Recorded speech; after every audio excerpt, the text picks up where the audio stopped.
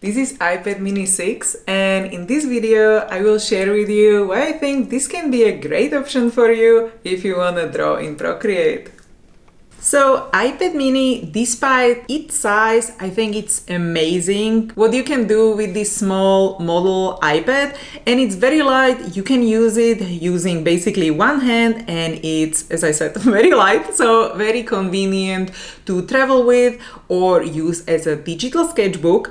And a huge upgrade from the previous models for me is that with this model you get to use the Apple Pencil Generation 2. So basically you get to charge the pencil on the side of the iPad, so it's charging all the time. And also this is kind of like the storage option, so you don't have to worry about, if you are going to lose the pencil or it's like rolling somewhere away. So this is a huge update for me and consideration coming from the previous models before, because when I was using the Apple Pencil 1, I didn't realize it that much, but my hand started to basically get tired after a long time using the iPad. And if you're using or considering Apple Pencil Generation 1, consider getting a special cover for the pencil so your hand doesn't get tired, because the surface is definitely more slippery compared to this newer iPad Pencil Generation 2, and also it has this ledge or side of the pencil which is more flat where you can rest your hand better. Plus the Apple Pencil Generation 2 doesn't have the cap charging option, which is an upgrade definitely in my opinion, because I don't have to worry about losing basically the top part of the pencil.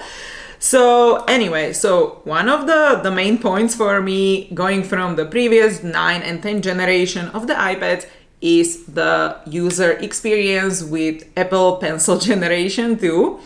And also with this model, you get an upgrade, or there is a better technology in the screen.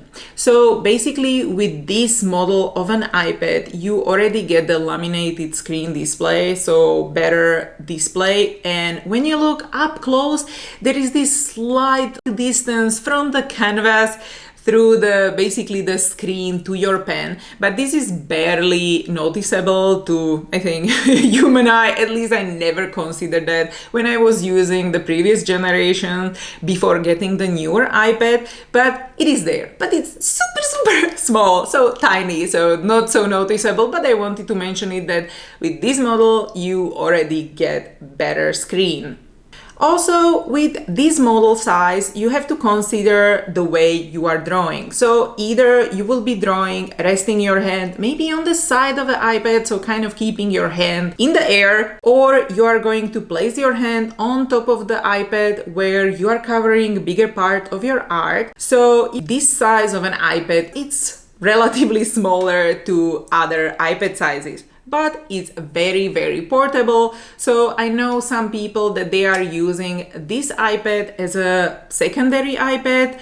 So if you are considering a secondary iPad as a digital sketchbook that you want to carry with you all the time, this, I think, it's a great option.